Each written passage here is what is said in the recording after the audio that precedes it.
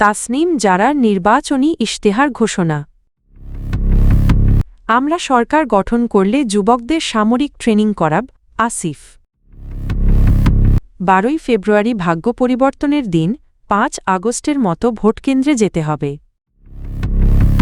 এবার ভোট চুরি করতে এলে সেনাবাহিনী চামড়া লাল করে দেবে, হাসনাত।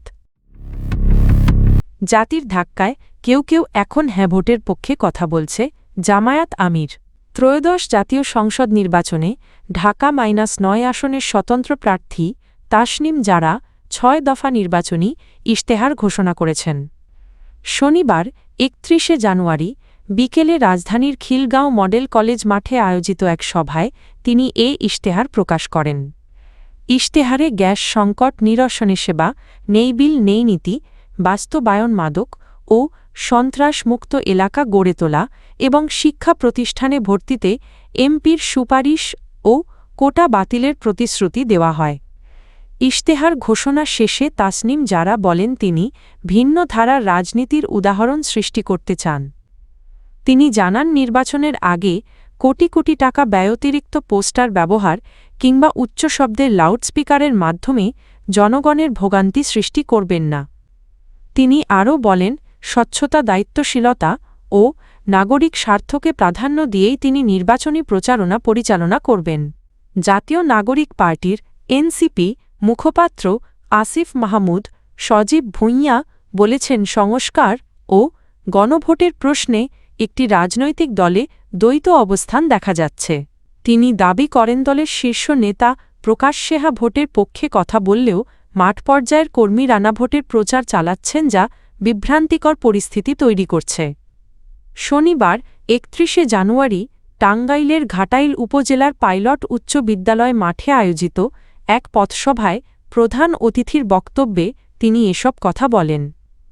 আসিফ মাহমুদ বলেন সংস্কারের বিষয়ে দীর্ঘদিন নীরব থাকার পর হঠাৎ করে ভোটের পক্ষে অবস্থান নেওয়া রাজনৈতিক অস্পষ্টতারই বহিঃপ্রকাশ। তিনি অভিযোগ করেন কর্মীরা যদি না ভোটের পক্ষে কথা বলে তাহলে সেটিকে গোপন কর্মকাণ্ড হিসেবে আখ্যা দেওয়া হচ্ছে। পথসভায় তিনি জানান স্থানীয় উন্নয়নের জন্য ইতোমধ্যে সড়ক ও অবকাঠামো খাতে বিশেষ বরাদ্দ দেওয়া হয়েছে এবং সংশ্লিষ্ট প্রার্থী নির্বাচিত হলে এলাকায় আরও উন্নয়ন সম্ভব হবে। পাশাপাশি তিনি 2009 সালের বিডিআর বিদ্রোহ থেকে শুরু করে সাম্প্রতিক গণ অভ্যুত্থানের সব হত্যাকাণ্ডের বিচার নিশ্চিত করার অঙ্গীকার করেন। তিনি আরও বলেন সরকার গঠন করলে সরকারি কর্মকর্তা কর্মচারীদের আয় ব্যয়ের তথ্য জনসম্মুখে প্রকাশের জন্য একটি অনলাইন প্ল্যাটফর্ম চালু করা হবে। বিএনপির চেয়ারম্যান তারেক রহমান বলেছেন আগামী 12 ফেব্রুয়ারি শুধু নির্বাচন নয়, এই দিনটি হতে হবে বাংলাদেশের মানুষের ভাগ্য পরিবর্তনের দিন। সঠিক নেতৃত্ব নির্বাচনের মাধ্যমে জনগণই দেশের ভবিষ্যৎ নির্ধারণ করবে বলে মন্তব্য করেন তিনি। শনিবার 31 জানুয়ারি সন্ধ্যায় ঢাকা টাঙ্গাইল যমুনা সেতু মহাসড়কের টাঙ্গাইল সদর উপজেলার দরুন চরজানা বাইপাস এলাকায় আয়োজিত এক নির্বাচনী পথসভায় প্রধান অতিথির বক্তব্যে এসব কথা বলেন তারেক রহমান। তিনি বলেন অতীতে মেগা প্রকল্পের নামে ব্যাপক দুর্নীতি হয়েছে এবং মানুষ তাদের ন্যায্য অধিকার থেকে বঞ্চিত হয়েছে। এই পরিস্থিতির পরিবর্তনে ভোটারদের ঐক্যবদ্ধভাবে ভোটকেন্দ্রে যাওয়ার আহ্বান জানান তিনি। তার ভাষায় গণতন্ত্রকে শক্তিশালী করতে এবং জনগণের কাছে জবাবদিহিমূলক সরকার প্রতিষ্ঠা করতে এই নির্বাচন অত্যন্ত গুরুত্বপূর্ণ। তারেক রহমান আরও বলেন টাঙ্গাইলের তাঁতের শাড়ি ও আনারস বিদেশে রপ্তানির উদ্যোগ নেওয়া হবে। পাশাপাশি পাটশিল্প পুনরুজ্জীবনের মাধ্যমে কর্মসংস্থান সৃষ্টি, কৃষকদের জন্য 10,000 টাকা পর্যন্ত কৃষিঋণ মওকুফ এবং নারীদের জন্য ফ্যামিলি কার্ড চালুর প্রতিশ্রুতি দেন তিনি। তিনি নেতাকর্মীদের ধানের শীষে ভোট দেওয়ার পাশাপাশি ভোটকেন্দ্র পাহারা দিয়ে সুষ্ঠু নির্বাচন নিশ্চিত করার নির্দেশনাও দেন। এনসিপির মুখ্য সংগঠক ও কুমিল্লা -4 আসনে 11 দলীয় জোটের প্রার্থী হাসনাত আবদুল্লাহ বলেছেন অতীতে জোর-জবরদস্তির মাধ্যমে জনগণের ভোটাধিকার হরণ করা হয়েছে এবং প্রশাসনের সহায়তায় নির্বাচন নিয়ন্ত্রিত হয়েছে। শনিবার 31 জানুয়ারি বিকেলে কুমিল্লার দেবিদ্বার উপজেলার এলাহাবাদ এলাকায় এক উঠান বৈঠকে তিনি বলেন ফ্যাসিবাদী শক্তি কখনোই জনগণের ভোটের অধিকারে বিশ্বাস করেনি। তারা একদিকে ভোট লুট করেছে, অন্যদিকে জনগণের অর্থ ও সম্পদ লুট করেছে। হাসনাত আবদুল্লাহ অভিযোগ করেন এখনও পুরনো কৌশলে কিছু লোক ভোটারদের ভয়ভীতি দেখানোর চেষ্টা করছে যা সম্পূর্ণ বেআইনি।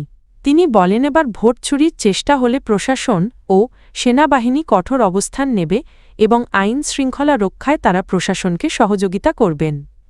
ভোট প্রসঙ্গে তিনি বলেন জনগণই রাষ্ট্রের মালিক। জনগণের কাছে ভোট চাওয়া কোনো লজ্জার বিষয় নয় বরং সম্মানের। চাঁদাবাজির রাজনীতির বিপরীতে ভোট ভিক্ষার রাজনীতিকেই তিনি মর্যাদার বলে উল্লেখ করেন। তিনি ভোটারদের উদ্দেশ্যে আহ্বান জানিয়ে বলেন টাকার বিনিময়ে ভোট বিক্রি না করে নিজের ভোট নিজে প্রয়োগ করুন। তাহলে নির্বাচিত জনপ্রতিনিধিরা জনগণের কাছে জবাবদিহিমূলক থাকবে এবং রাষ্ট্রীয় কর্মচারীরাও সেবার মান উন্নত করতে বাধ্য হবে। বাংলাদেশ জামায়াতে ইসলামীর আমির ডা. শফিকুর রহমান বলেছেন জনচাপের মুখে পড়ে এখন কিছু রাজনৈতিক শক্তি বাধ্য হয়ে গণভোটে হ্যাঁ ভোটের পক্ষে কথা বলতে শুরু করেছে।